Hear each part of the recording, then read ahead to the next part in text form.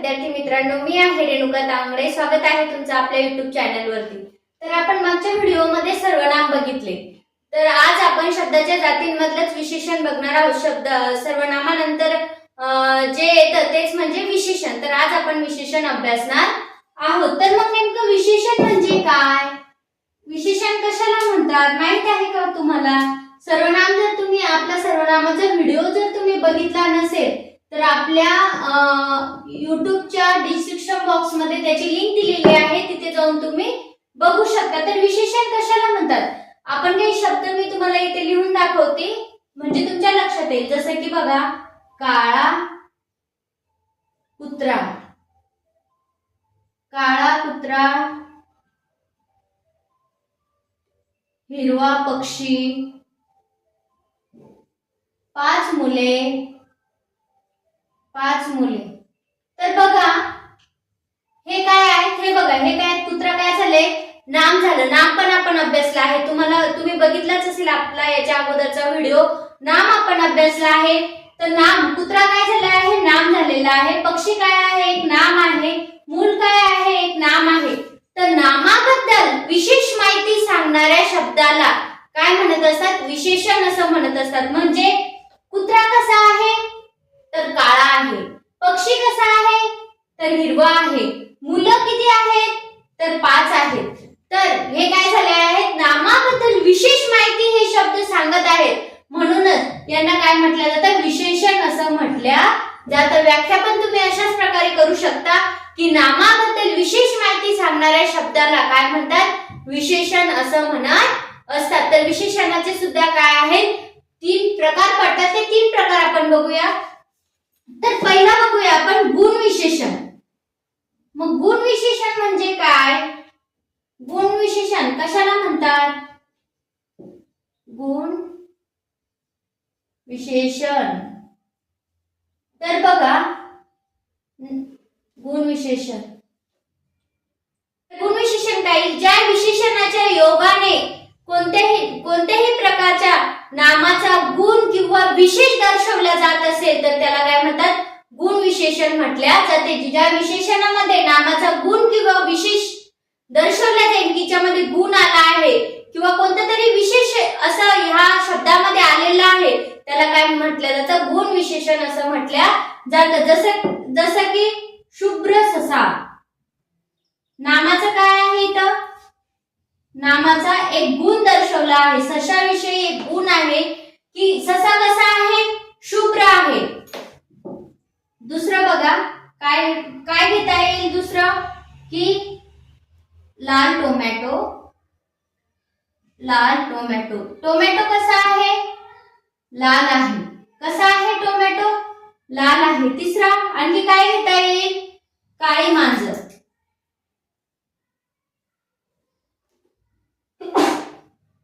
काळी मांजर। तर काय केलेलं आहे? टोमॅटो कसा आहे? लाल आहे। मांजर कशी आहे? काळी आहे। कडू कारले, कडू कारले, कारले कसे आहे?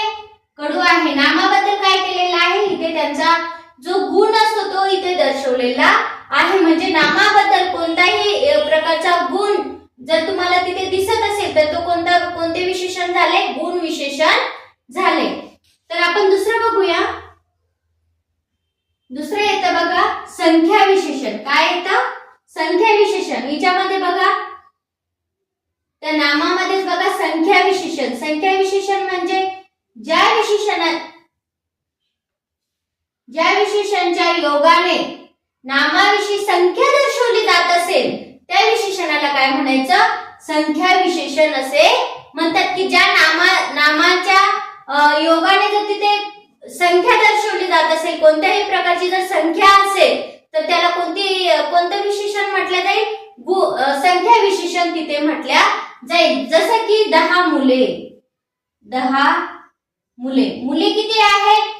10 आहेत। 7 फुले, 7 फुले, फुले किती आहेत? 7। 2 फळे, 2 फळे। 1 गाव, 1 गाव। काय केलेलं आहे? ह्या हिच्यामध्ये जर तुम्ही बघसाल तर काय दर्शवलेली आहे, संख्या दर्शवलेली आहे. म्हणजेच हे काय आहे, नाम आहे आणि नामाविषयी मुले किती आहेत, 10 आहेत. फुले किती आहेत, 7 आहेत. फळे किती आहेत, 2 आहेत. गाव किती आहे, 1 आहे.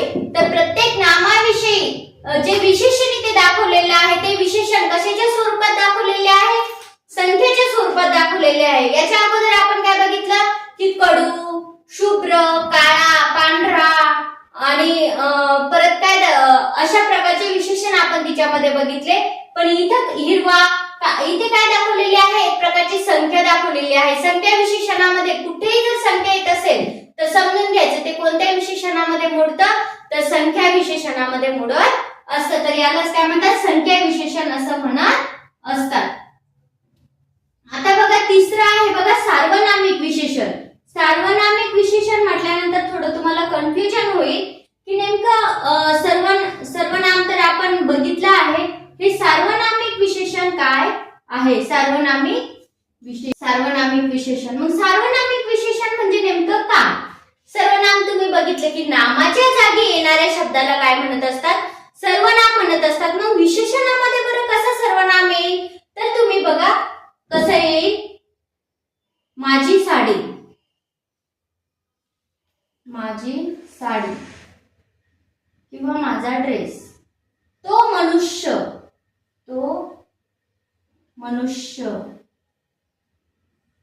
ते गाव, बघा तुम्ही म्हणसाल मॅम हे तर सर्वनाम आहे. तुमचंही बरोबर आहे.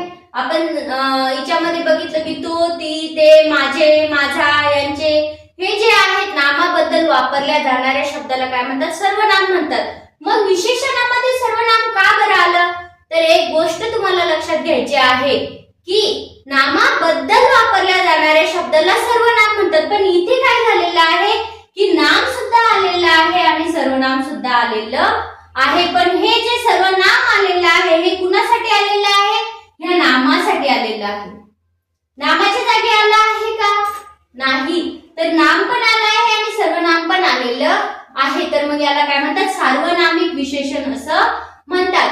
माझी पण काय, तर साडी कुणाची आहे, तर माझी आहे. त्यासाठी नामासाठी जे सर्वनाम वापरले जातं म्हणजे बघा तुम्ही इथे काय झालेलं आहे की सर्वनामानंतर काय आलेलं आहे, नाम आलेलं आहे आणि त्यानंतरच्या नामासाठी हे जे सर्वनाम वापरलेलं आहे म्हणून याला काय म्हणतात, सार्वनामिक विशेषण असं म्हटल्या जातं. म्हणूनच इथे नामाच्या अगोदर काय आलेलं आहे, सार्वनामिक विशेषण आलेलं आहे. जर सर्वनाम असलं तर ते काय होतं, एक वेळेस नाव वापरलं जातं आणि त्याच्या पुढे आपण काय करत असतो, नामाच्या जागी सर्वनाम वापरल्या जातं. पण सार्वनामिक विशेषण मध्ये काय होत असतं की नामाच्या अगोदर काय होत असतं, सर्वनाम येत असतं. आणि नाम पण त्या सर्वनामाच्या नंतर परत काय येत असतं, नाम येत असतं. त्यालाच काय म्हणतात, सार्वनामिक विशेषण असं म्हटल्या जातं.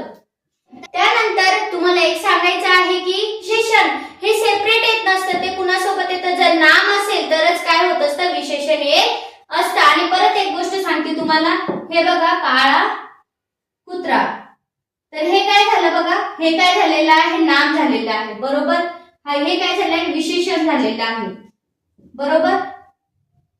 विशेषण, तर विशेषण ज्या नामाची विशेषता सांगतं त्या शब्दाला काय म्हणतात, विशेष असं म्हणत असतात. काय म्हणत असतात, विशेष असं म्हणत असतात. कुत्रा काय झालं, विशेष. काळा काय झालं, विशेषण. असं बघा आणखी बघूया आपण काही शब्द असे. इथे विशेषण लिहूया, विशेषण, आणि इथे विशेष लिहूया. म्हणजे तुमच्या उदाहरण दिले तर तुमच्या बरोबर लक्षात येईल. बघा, हिरवी भाजी, हिरवी भाजी, 10 पक्षी, 10, 2,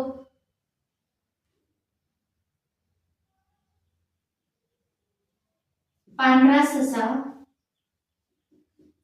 तर बघा हे काय झालेलं आहे, ह्या नामाचे हे विशेषण झालेलं आहे. पण ज्याच्याविषयी विशेषता दर्शवलेली आहे त्याला काय म्हटलं जातं, विशेष असं म्हटल्या जातं आणि ज्याच्या विषयी विशेष माहिती दिलेली आहे त्याला काय म्हटलं जातं, विशेषण असं म्हटल्या जातं. तर लक्षात ठेवायचं आहे, जे नाम आहे ज्याच्याविषयी आपण विशेष माहिती देतो त्याला विशेष म्हणायचं आणि ज्याच्याविषयी आपण विशेषता सांगतो त्याला विशेषण असे म्हणतात. तर इथेच आपला आजचा हा पाठ संपलेला आहे. तर चला परत भेटूया आपल्या एक नवीन लेक्चर सोबत. तोपर्यंत खुश राहा, आनंदी राहा आणि आपल्या चॅनलला सबस्क्राईब करत राहा. थँक्यू, धन्यवाद.